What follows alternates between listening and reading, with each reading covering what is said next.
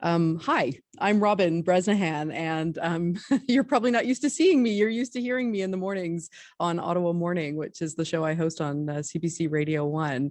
And this is our brave new world of doing things these days on Zoom calls. So nice to see all your faces there. And I'm really delighted to be ending this month-long event that we've been putting on with Creative Ottawa and the NAC. And this one, we're going to continue to blow you away with 4 really dynamic women who are involved in the panel discussion with us right now. We're going to be talking about leadership, about their ripples from within, and move it forward to talking about the future generation as well, and their hopes for passing the torch. So our conversation is set to run about half an hour, give or take. And then after that, we are going to open it up and let some of the attendees ask questions to the panelists. So all you have to do for that is pop your question into the chat. If you are hearing something that they're saying and you feel inspired to do that while they're talking, you go ahead and do that. We have a producer here who will gather all those questions. Just make sure that you address who the question is going to, and we'll make sure that we'll get as many of those questions in as possible. So let's begin. I want to introduce you to our 4 speakers today, and we're going to start with Pearlie Pupino, who I see on the screen. Hello, Pearlie. Hello. Hi, nice to see you. Nice to see you Pearlie too. is the host of the Diatribe podcast. She's also the creator of Colors of Mama, which is a mom's group, which is safe, inclusive. It's an online space for parents of color, which she's going to talk to us about. And I got a chance to talk to her earlier this week on the radio show about, and so fascinated. And we didn't have enough time in that conversation, so I'm really glad we have more time now. Veronica Hua. Hi, Veronica. You want to wave? Hello. Hello. Good morning. Hi, good morning. Veronica is executive director at House of Paint Festival. Those of you who don't know, that's an amazing festival which celebrates hip hop culture in Ottawa. They're also an international award-winning, don't you know, burlesque performer known as Helvetica Bold. And Veronica is also the producer and MC of Dangerous Curves, which is Ontario's only all plus size cabaret show. Amazing. Jace Myers. Hi, Jace. There she is. Good morning, Robin. Hi, good morning. And it's really morning for you because you're joining us from Victoria. So grateful that you got up early for us. Jace is a Métis mother. She's an artist, an educator, an entrepreneur. She was previously lead of Indigenous entrepreneurs at Shopify. And last but not least, Cece Akibe. Hi, Cece. Hi, Robin. There she is. Oh my goodness, what a glorious panel we have here. Cece is a youth worker, and you might know her. She's been on our program as well as the founder of Impact Black Global, which aims to provide support, opportunities for Black youth. So she's doing really important work. Thank you all of you for being with us this morning. So great to see you all. So before we get to each of your stories, I thought we would just open up this conversation with kind of a quick fire round, but feel free to expand as much as you want. A question about somebody who has provided a ripple for you. So this could be a strong woman in your life, a teacher, a mentor, could be a strong man in your life. Anyone who helped shape the leader you are today, the person who you've become. So Jace, we're going to start with you. And I know this because we kind of queued you up, asked you this in advance. So I know that yours is your grandma. So I want you to talk to us a little bit about her. Thank you, Robin, for giving me the chance. Getting to tell my grandma's story keeps her story alive. She's no longer with us. My grandma died of a brain tumor when I was a teenager, but she was the most fiercely independent, slightly stubborn, but all too well resilient woman. And she's absolutely shaped who I am. And mostly because She didn't allow, the scariest thing in life, perhaps death, keep her from really being her whole self. And so it was actually on her deathbed that she really made sure that she understood who I was by really revealing who she was. And due to all kinds of colonization and intergenerational trauma, my grandma always kept her Indigenous identity a secret, just out of protective measures for herself and for her children, my mom, and then therefore me. But I am forever grateful for her really stepping into her power and revealing her truth, because while it was the hardest time in my life to kind of understand that about who I was, being a teenager and coming of age, and then realizing you actually don't really know your identity whatsoever, it put me on the path. It was the ripple I needed to be able to step into my power. And now as a mother myself, I am so grateful and indebted for her taking that risk, as she was raised to understand the only way to know and to be, and really unlock who I am. And what I've really come to learn, and the most shape-shifting piece of information I've had in life, is that so often we talk about intergenerational trauma. And, when you understand that your mother carried you her whole life, you can really understand why you might inherit some of that trauma. But it's actually connecting back to my grandma's story and realizing that, yes, I might have inherited some of that trauma, but I also inherited all of that power and all of those gifts. And I am my ancestors today. So I get to carry out some of their dreams they were never allowed to. And I wouldn't have had that without my grandma's fierce, stubborn, she can do it against all odds attitudes. So I thank her and I hold her story today. Wow. She sounds like an amazing woman. Just out of curiosity, Jace, when she told you that, when she revealed that family history that she had been keeping secret for so long, how did you react in that moment? Honestly, I felt like I knew. I didn't have the words, but I had the experiences. And I think I actually had the wisdom of my ancestors within me, who always was searching for that rationale to explain the thing that I couldn't explain myself. So while you might expect a teenager to reject that, it was the gift, it was the medicine, it was the healing. It made everything go, oh. And it opened up the doors to reconnect, to remember, and to finally change that shame into celebration. And that is the message and the ripple that I want to create within youth and my own daughter, is to never feel shame as a result of who you are, but to celebrate it. And if you're not going to celebrate it, who will? So yeah, no, it was the most welcoming piece of information I could have ever received.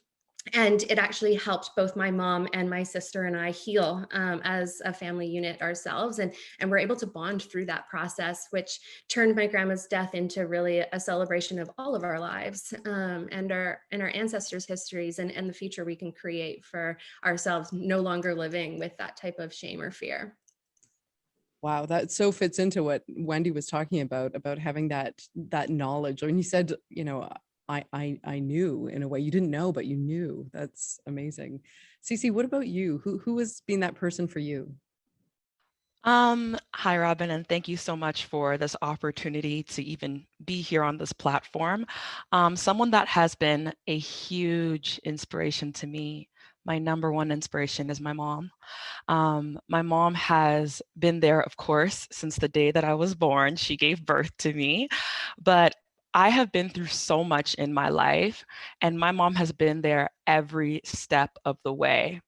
My mom is not only such a strong woman because she herself has faced so much, but she was also able to overcome it. But she has taught me to become the person that I am today, in my faith, my walk with God, my ability to be a leader. She's corrected me, even though sometimes I don't always want to listen to the correction. I really internalize the things that she says because I know that she wants the best for me. You seeing who I am today, it's because of her, and it's because of the fact that she's done such a great job raising me, raising my siblings. She's such an inspiration to so many people, even outside of our immediate family. She she will literally lay down her life to help somebody. She will sacrifice so much in order to make someone's life better, to make someone's organization, business work better. She puts her 100% in everything that she does. And I really commend her and I really admire her because she is so amazing. And if I could even be even a fraction of who she is, I would be eternally grateful. So I love my mom. I know she's watching me right now. Aw. Thank you, Mom, for everything. Oh, this is like an early Mother's Day present. I love it. I love all these comments coming in as well. Like, yeah, give it up for the moms. Yay for the matriarchy. And it's, you know, I'm a fairly newish mom, a 7-year-old and a 4-year-old myself. And someday I hope that they speak like you just have, Cece, and you as well, Jace. I mean, you can only hope that you have an impact on your kid's life. So obviously, check the boxes for grandma and mom for Jason and Cece. Veronica, what about you? Who caused a ripple in your life? I unfortunately did not grow up with a very great support network at home. So unfortunately, I can't echo these sentiments, but someone who had a huge impact on me was my former colleague and former boss, Carling Miller, who's the executive director at Kindspace. When I was working with her, we went from lateral positions to she became my superior. And it was such a seamless and harmonious transition that she just demonstrated compassion and leadership and collaboration in ways that I had not understood up to that point. Like I'm the type of person who had to do a lot of work on myself to unlearn a lot of toxic behavior, and Carling was a huge catalyst for that because my inclination at that time in my life when something was wrong was just to be super productive and crush all the feelings. And Carling was like, no, work can wait. Take care of yourself. And then when I was ready to work, we worked together, which I now try really hard to take Carling's energy with me when I'm managing teams and trying to be a leader in my communities. Because I can't sing this woman's praises enough. If you don't know her, look her up. She's doing amazing work. And she was also very impactful on me on learning more about intersectional anti-racism. It's very easy to say, oh, I'm not a racist. But when you start to actually learn about the nuances that different people experience and talk to people who are outside of academia or books, it's a really big learning experience. And she nurtured that within me as a peer and as a mentor. I don't think I've ever told her this, so I will tell her. Amazing. This is being recorded, so you could even just send it to her. That's awesome. That is like, this is great. We could like spend the whole time thanking other people. We're going to get into your stories and delve into your stories, but Pearlie, last but not least, who is somebody who's created a ripple in your life? I want to say my aunt, who I call Mama Linda. She was like a second mom to me, and I can relate to Veronica in the sense that I came from an unhealthy household and an unhealthy space, and even in that, it was the women and the aunties that I looked up to, and particularly why I say my Mama Linda, because we often talk about making it out of the mud as communities, marginalized communities, but she lived in the mud and she made something out of anything, whether that was a meal, whether that was an outfit, whether that was a business she started all of a sudden. And even if it was short standing, she made the most of it. And just to see a woman who was considered in society to not have much, she was the most beautiful, the most powerful, the most epic woman that I had ever seen then and even now. And I'm just so grateful for her because she allowed me to own my own power, and she allowed me to just understand that you don't have to be this person with the blue check mark on Instagram to be somebody. You don't have to be somebody with $1 million in the bank account to be somebody. And so I'm really grateful for that. And just to add to that, another influence in my life is myself, because I've been through a lot and I carried myself through it. So I'm able to be in a place now where I can say that I'm grateful for myself as well. And she led by example in that. So Shout out to Mama Linda. That is awesome. When did you realize that? Like, when would you be confident in saying, I credit myself for some of this? Honestly, probably in the last year, I really started standing in my own power and truth. And it really kicked off when I became a mother, when I started to just unlearn and relearn a lot of things and understand life and experiences, and even embrace experiences that were almost impossible to survive through at one point in my life. Just acknowledging that, hey, like, you got yourself through this. Yes, you can have folks that might help you along the way or not. Yes, there are things that you can lean on for support, supportive partner. But at the end of the day, even my partner always reminds me that you did that, you did it. So I just want to remind all the women here, especially the matriarchs, to remind yourself of that too. You did that. I want to stick with your story, if we can, Pearlie, because it kind of segues perfectly into the matriarch and when you became a mom and finding these spaces that you felt accepted in, comfortable enough in. This is why Colors of Mama was born in a way. And for those who missed our conversation on the radio this week, I wonder if you could just go back and just tell us about the catalyst for that moment. You were new mom, you had this baby, going to moms groups. What did you find in those, maybe what didn't you find in those moms groups that you were looking for? I'm about to spill the tea, Robin. Honestly, it was a moment probably towards the end of, what year are we in now? Oh my gosh, 2021. It was the end of 2019 where I had attended just like one more space for mothers where it was just myself and a couple of other women of color who were BIPOC mothers. And just before the event, they were texting and saying, I'm not comfortable in these spaces. Like, let's meet somewhere before, let's meet with our babies before, and then go together. And I was just so tired of that. Not tired that my sister was leaning on me and vice versa, but tired of that being the narrative. And instead of just focusing on what we're not getting there, we were like, let's just create our own space. Let's create our own space where we can invite everybody in and we can show them what diversity really looks like. And even now, when we do hold these spaces in virtual space, every single time we end, there is at least one person stating that, wow, this is the most diverse group, like mothers group space that I have been in. And it's always showing up in the form of resource. So there's always so much healing involved, and we really focus on decolonized healing. And decolonized healing really focuses in on channeling your inner power and your inner strength rather than focusing on these Western ideologies that can sometimes be really toxic and kind of bring us back, and put us back in that space of not belonging. So we just want to remind mamas that you have everything you need in you to get through. You have ancestors, as Jace had said so beautifully earlier.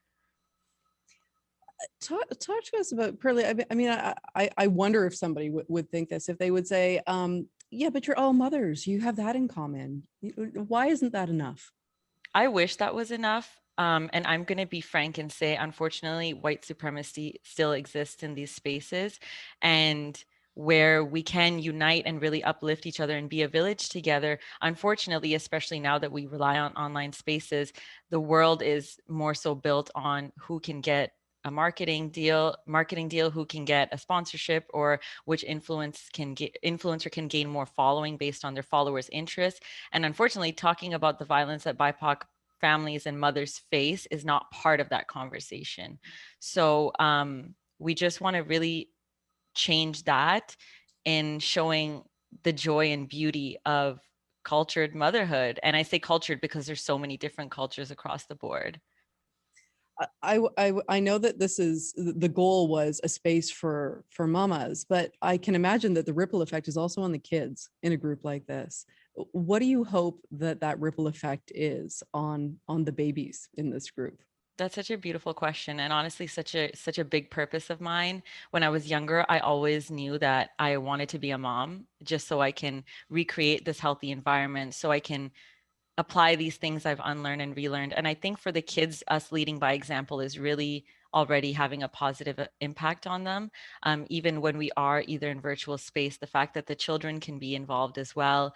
And even in person, with social distancing and outdoor spaces, the kids get to explore each other's native tongues, their mother tongues, the way that they play is different, the things we eat is different. So we all get to explore this together now. And we get to explore this with our allies too, which is beautiful because it's not only a learning opportunity, but a way for other folks to not just embrace the trauma of BIPOC, but the beauty that comes from us. That's amazing. Jace, I want to bring you into the conversation. I mean, kind of picking up on what Pearlie has said.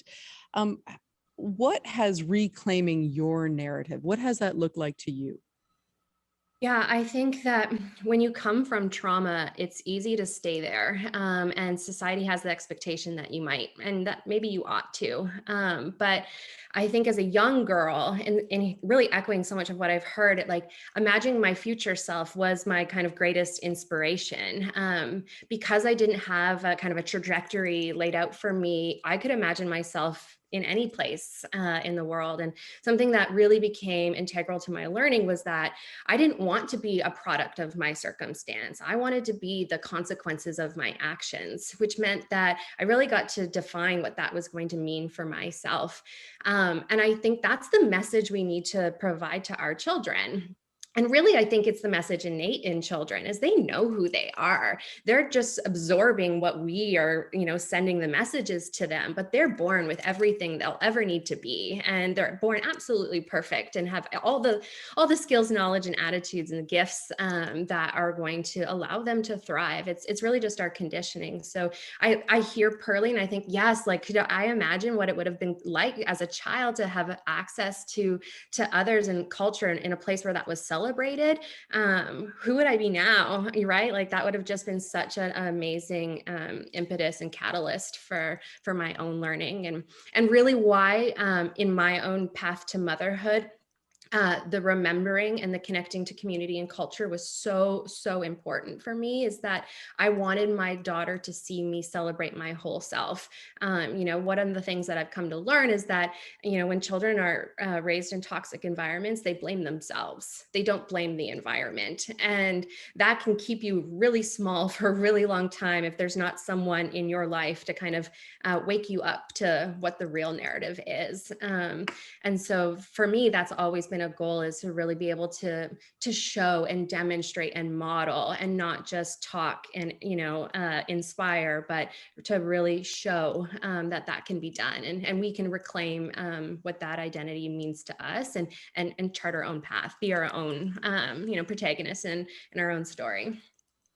I'm kind of struck by a couple of you have said that there's beauty that can come out of trauma as well. And Jace, you talked a bit about the intergenerational trauma.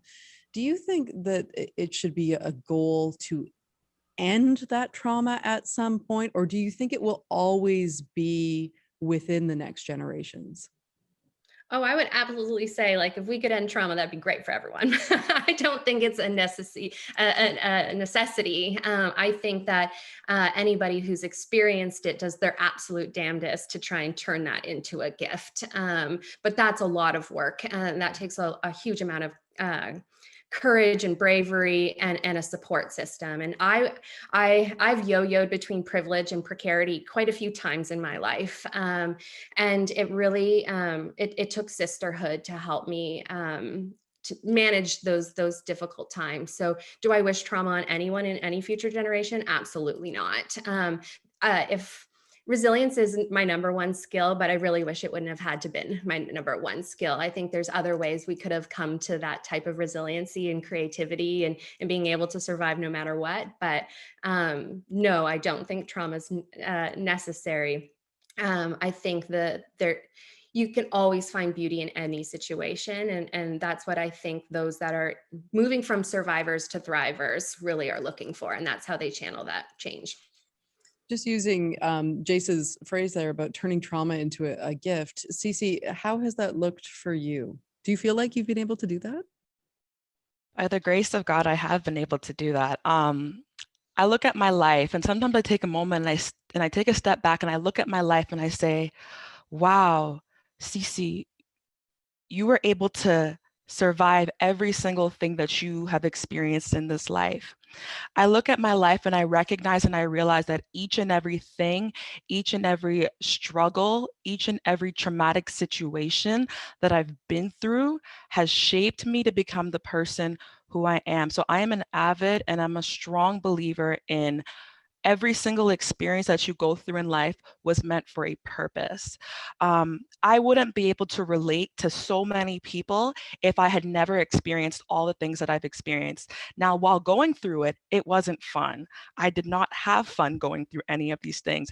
I wanted to, like, there are so many times I said, I can't take this anymore, but I had to keep going. I had to push through. I had to persevere. And that was the only way that I would be able to get to the place that I am today. And I'll be able to get to the place that I am tomorrow. It has built me, it has shaped me, it has strengthened me, and it has also taught me too. I've learned so many lessons out of these life experiences. And then I also teach those who are coming after me. I have a team with Impact Black Global.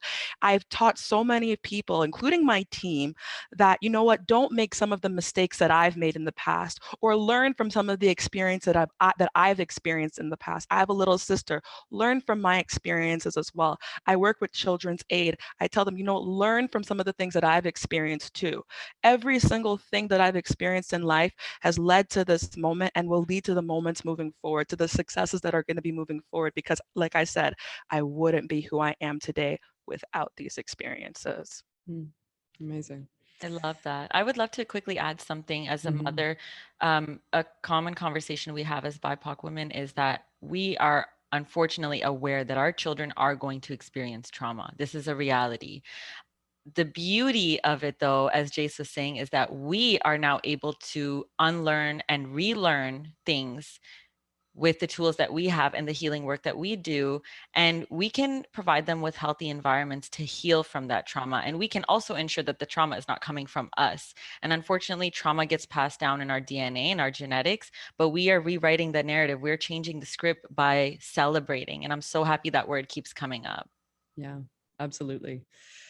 Veronica, I'd like to talk to you about the concept of being a flag bearer, because for some time you felt like you had to be a flag bearer for a cause. And then something switched in you that actually you didn't totally feel comfortable being a flag bearer. Can you talk to us a little bit about that and that responsibility you felt and how that shifted the work that you do now? Sure. I think what you're referring to is how I refer to myself as a reluctant body positive role model, and that I started doing burlesque and sex work when I was very, very young, and I was an early burlesque producer and performer. I was part of the vanguard of neo burlesque in Canada in the early 2000s. And the movement started from these grassroots where we were all just a bunch of misfits. It was a lot of queer and trans people, people of color, people who came from unpleasant backgrounds sometimes, and we came together as a community to perform and celebrate and make art, and it was super fun. And then the industry just kind of slowly started replicating and putting more emphasis on performers in bodies that reflected normative ideals of beauty, European standards, and a lot of performances were for the male gaze. And I was like, actually, I was quite complicit in it, to be honest, because I am closer to that than some of my visibly trans peers and the people of color I was working with. Like, I recognize that as a white person who's read as cisgender, I had more privilege and I was blind to a lot of it. And I was kind of complicit in this transition within the industry. And what snapped me out of it was about 10 years ago, I was very much on track to what we would now call an influencer, like on Instagram. And people were reposting my content. I was getting a lot of followers. I was being followed by other people who now are influencers in the body positive or fat liberationist community. And it was great at first. And I was like, yes, I am a role model. I can use myself as an example, and people can try to learn more about different bodies and be more accepting. And then the harassment started coming. And then people started using labels for me that I wouldn't use myself. And I was being held up to this standard that I hadn't set. I didn't say I wanted to be anyone's role model. And there was just this huge response from people who didn't experience the same kind of marginalization that I do based on my appearance, based on my size, who were telling me I'm inspirational and they look up to me and I wish I could do what you do and you're so brave. And these are all microaggressions that were just grating on me that I just didn't want any part of it anymore. And so I stopped using hashtags. I stopped participating in the community and I decided to just exist as myself. And if I'm inspirational to someone, that's great. But that's not my job. And I'm not existing to validate anyone else. I'd love to support other people, but I can't make my life about validating other people. And that was hard for me because I want to support everyone and make sure everyone feels better in their bodies. But I had to put myself first and kind of focus on the work that I do rather than the image of myself that I put forward. So in a way, it's kind of hard to maintain a movement and leadership when you sacrifice your own wellness for it. Is that a little bit of what you're saying? Yeah, that was an element of it. I understand I condensed a years long experience into a few paragraphs, but yeah, it's like they say you have to put your own oxygen mask on before you can put someone else's. And yeah, I also think it's unfair for us to assign celebrity culture to people who are just people existing on social media and have these expectations of them. And I think that was really uncomfortable for me. I just want to remind people who are listening, to all of you amazing women, that you can ask questions. We're going to have time in about 10 minutes for a Q&A session with Jason, Pearlie, and Veronica and Cece. So if you have a question for any of these women, you've heard them talk about something, you're curious about something, just type it into the chat box and put who the question is to, and we're going to get to those. But I'm loving seeing some of these comments coming in. And this is one that makes me laugh a little bit because my kids' teachers say it to them all the time, which is fill your cup. And that came after Veronica was talking, that you have to fill your own cup. So thank you to whoever said that. Veronica, I want to stay with you and kind of move the discussion to a future generation of leaders. When it comes to people who you mentor, who you are working with, what do you think is going to be the greatest challenge to the next generation of leaders? It's what I think is very specific, but I think that the way that we live our lives so publicly, so visibly online, and how everything is documented and we're constantly under surveillance is going to be really problematic for people who say and do regrettable things. I think we've all said and done things that have hurt people in our lives. We've held terrible ideas, but I'm 34. MySpace lost all of its data in a site migration. Most of the horrible stuff I said, or that I think I may have said, has disappeared from the internet. Someone who's 18 now, God bless them. Good luck. I think that's going to be hugely challenging. I think people are going to have to work really hard on unlearning and growing and taking accountability in much more public ways than maybe we have before, because all of their mistakes are recorded publicly. I mean, Pearlie, as someone who you live a lot of your career and life online, how do you reflect on that? How do you think that will be a challenge for young people? I think it'll be a challenge for young people, exactly how Veronica stated. There's a lot of violence that happens in the online space. I myself have also been a victim in the past year of cyber harassment and bullying. And I just feel like, especially when you are somebody with a purpose and somebody who stands in their power, there's always going to be somebody who tries to take you down. And unfortunately, it now manifests in the form of trolls, but I hate to call it that when really it is online harassment. And I just worry about the children, because it's already second nature for kids growing up to want to have a phone or want to have access to. I just, without holding judgment myself, I don't like to share my child on the online spaces too much. And also, I'm going to be a little bit of that annoying old school mom that says, girl, you can get a phone when you get a job. Love it. Yeah, that's how I'm going to protect her. I'm wondering in this context, it's been an awful couple of weeks. We, have had the shootings in Atlanta. We have had the case in the UK of Sarah Everard, who was killed. She was just walking home was the hashtag. I mean, we talk about all of this and you see online people posting their solidarity. I mean, Pearlie, what has that meant to you personally over the past couple of weeks? It's definitely heartbreaking, and it's scary and it's sad, and it's unfortunate that it often takes the murder of somebody for anything to be acknowledged. And I just want to stress and emphasize that we have to believe women. We have to believe all victims, but when it comes to women, I'm finding that there's even spaces where women are questioning what she should have done to avoid, so it becomes really disturbing. And I think the only conversation that we should be having right now is believing the victims and working towards what we can do to protect women.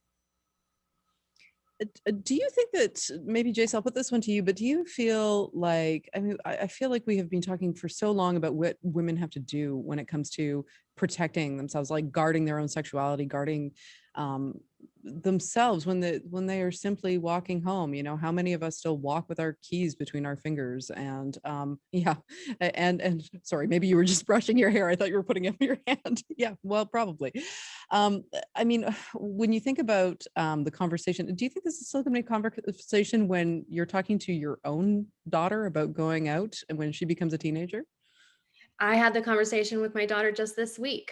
She's in preschool, but her preschool teacher's Korean. So we talked about white supremacy and what her teacher is probably feeling when people are prejudiced against our skin and our culture and what that means.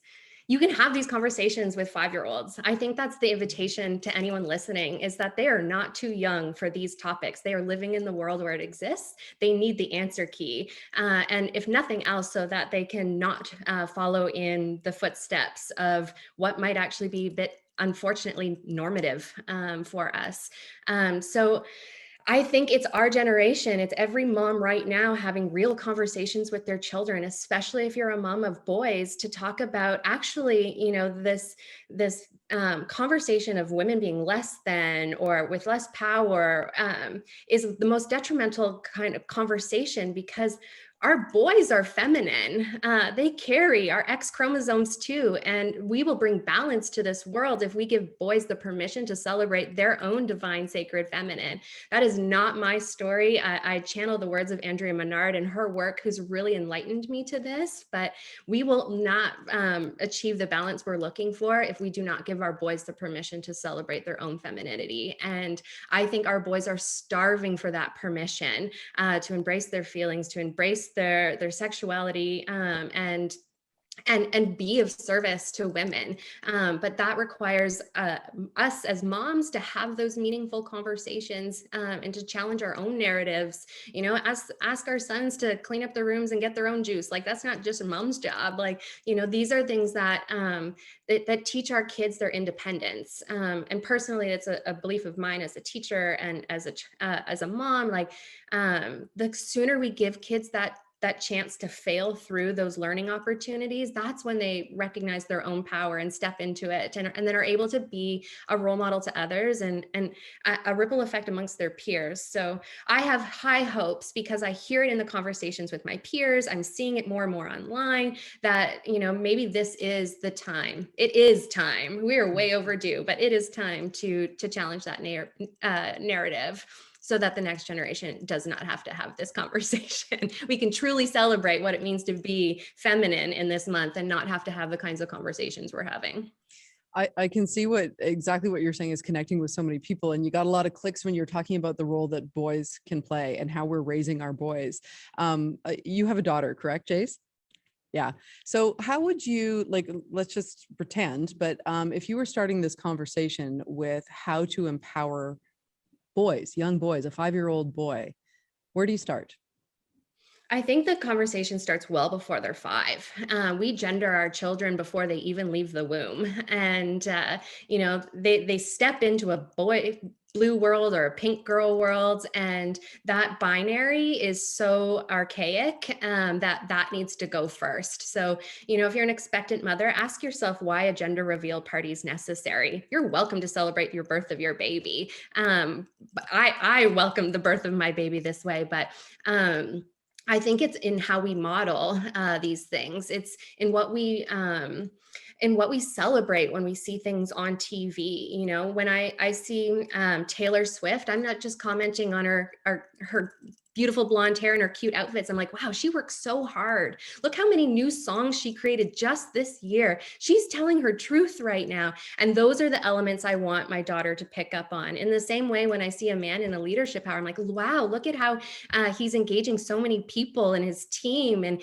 he's really celebrating what that other person did. So what we cue kids in and what we reinforce positively has much more of an effect than what we negate or condemn and condone.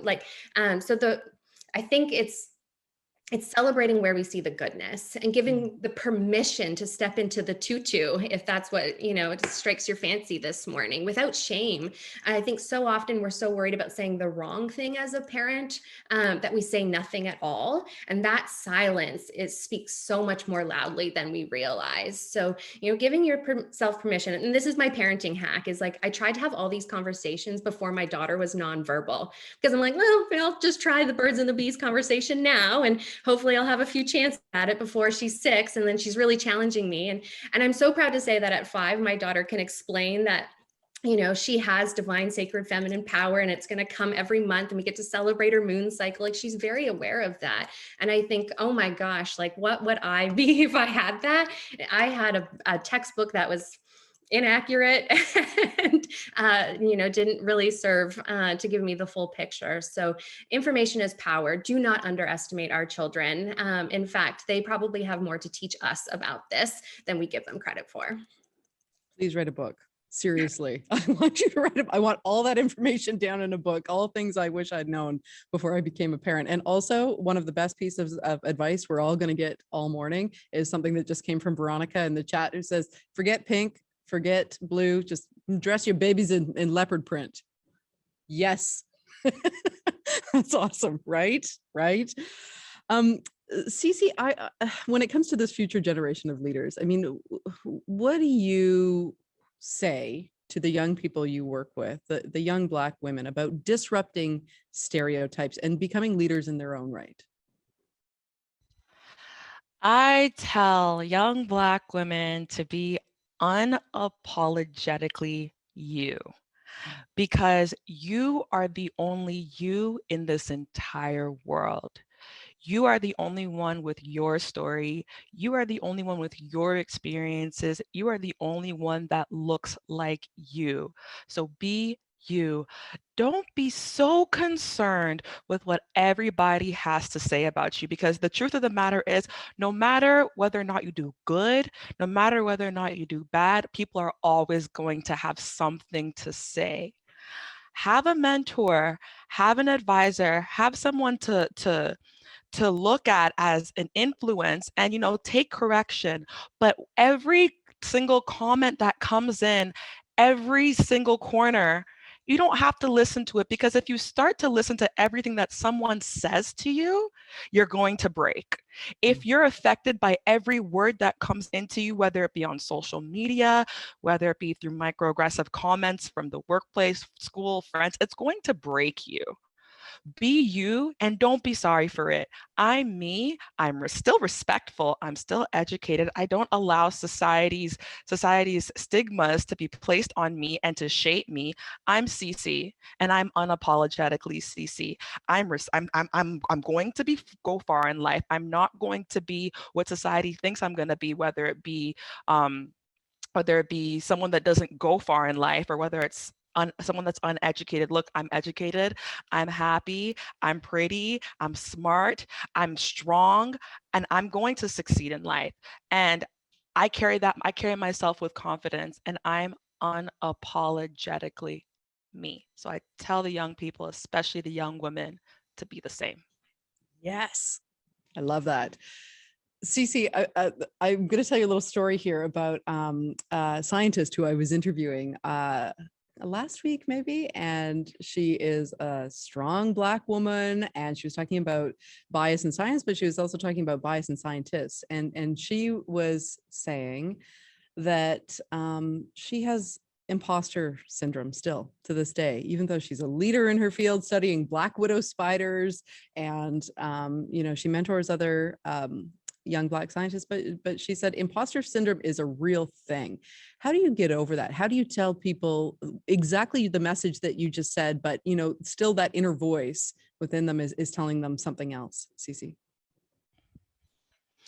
If you yourself know what's right, if you yourself know where you're supposed to head, if you yourself are confident, sorry, my headset's falling.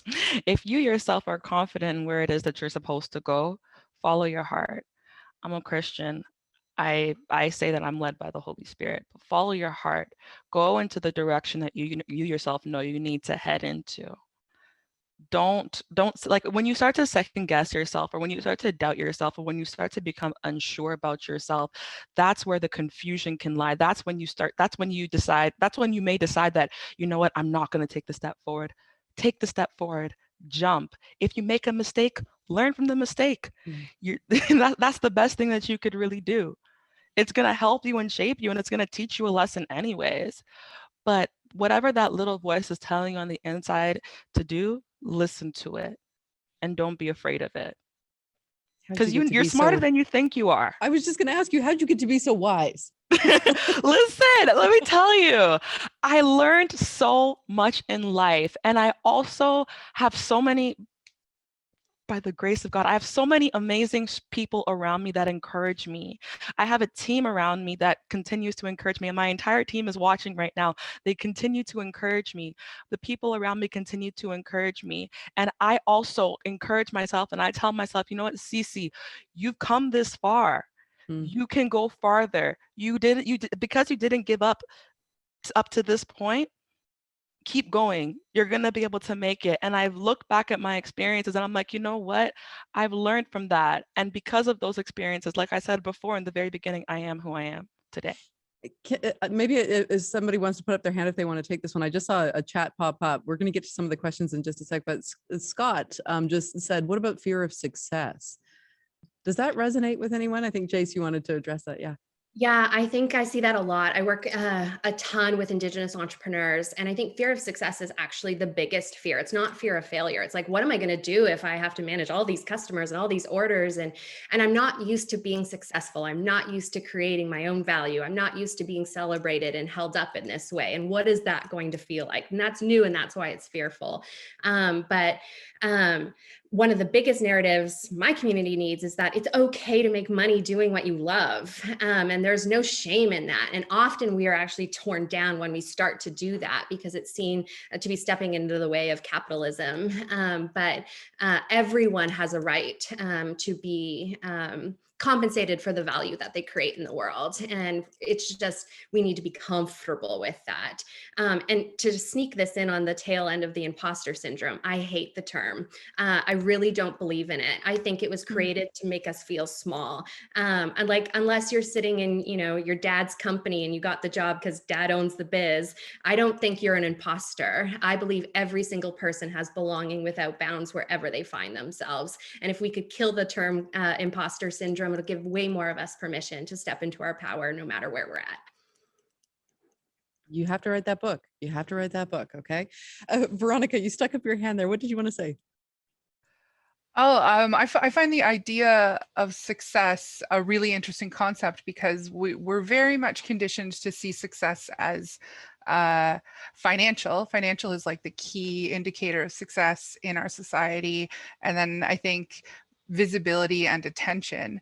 And I think if we reframe how we view success, that can create some space for us to get over the fear of being successful and the pressure that comes with that, and also the fear of not being successful enough.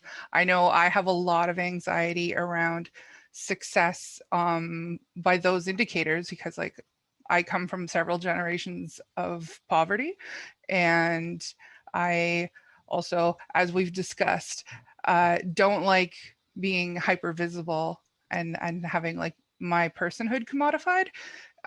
So finding other ways to view success, I think is just one thing. If there's one piece of advice I can give people to take away with, it's to consider other indicators of success other than financial and attention. Not that I don't love attention. Cece, go ahead. Yeah, and just to kind of piggyback off of Veronica's point, I want to encourage people to celebrate even the small victories, not just the big victories, you know, oh, I got a new job, oh, I made $1 million. I mean, we all wish for that. But also, you know what, if you were going through if you were struggling with something, I don't know, maybe you, like for me, for example, I've struggled with mental health. You know what? I woke up this morning and I actually, you know, was able to get out of my bed. I was able to work out this morning. I was able to make myself something really nice for breakfast this morning. That's a victory. That's a success. It can be, you know, if you're in school, I did well on my paper. I did well on my exam. Celebrate yourself. That's a success. You know, I work with child welfare. You know what? I see an improvement in a youth. That's a success. Celebrate all types of successes. It's not just, you know, the huge ones, even the little ones matter too. Especially in this year. Holy smokes, right? This year of the pandemic, just, you know, getting through every day, I feel like is a success. I have a question here from somebody who's listening right now. This is for Veronica, and it dovetails into a little bit of what you were just saying, Veronica, but the question is, how did you move away from being titled an influencer, and why did you steer away from that? I'm kind of lucky that I was on that path when it was a very early thing in our culture. So if you look at my Instagram, I don't have 10,000 followers. I have many fewer than that. At the time, I had quite a few for the time. I moved away from it I stopped using hashtags for the most part, and I stopped posting the kind of things that I knew other people wanted to see, unless I wanted to share them. I knew people wanted to see like certain body parts, and me done up in makeup and hair and being this larger than life symbol of alternative beauty. And like, I just want to be ugly off camera most of the time. So why I did was it didn't feel authentic for me, and it was putting pressure on me. And how I did was partially I was lucky with the circumstance that I recognized it before anything blew up, before like my profile blew up to, you know, the size of some other people, some of the other lovely folks on this panel who I hope are much more comfortable with it than I am. Thank you. Thank you for being so honest, all of you. It's been really amazing.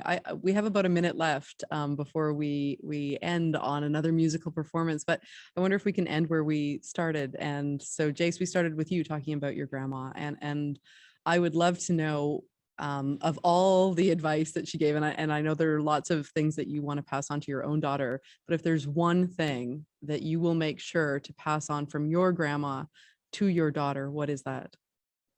Well, my grandma wasn't a woman of many words. Her advice never came in the what you should do, ought to do. Her advice was lived daily. She showed up every damn day and chopped wood and carried water. So that's my advice is just do the things you're trying to influence people to do, and you will give permission for others to do their life's work too. It's the work is to be happy. Anything else is the lie. Perfect way to end it. What a privilege to talk to all four of you today. I have loved this conversation. It has felt, even though we're all in different spaces and we haven't met face to face, it has felt really authentic. And that's testament to all of you for being so brave to be so honest. So thank you all. And let's promise that the next time we do this, it can be in person. Okay.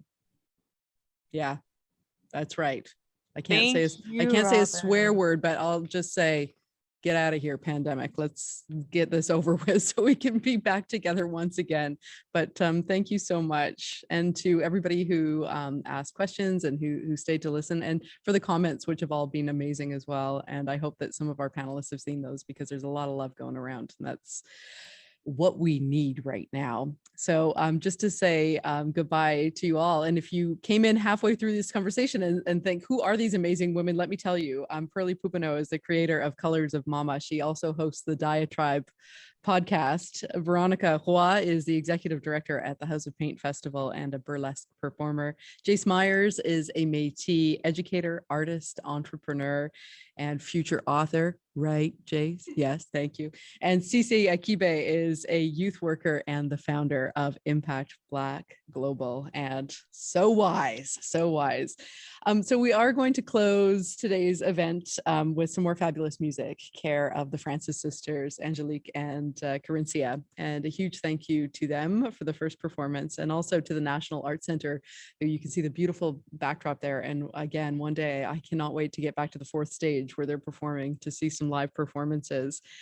Thank you to our partner. I see Marwan and Maxine up there from Creative Mornings. I hope that you have enjoyed this conversation just as much as everybody else has. It's so lovely to partner with you on this. And to our keynote speaker today, Wendy Knight Agard, who I've just blown away with as well. Hi, Wendy. So great to hear you. And thanks to you, our audience, for sticking with us. And so let's flow into this Friday with some more wonderful music, and turn it over one more time to Angelique and Carincia Francis. Have a great day, everybody.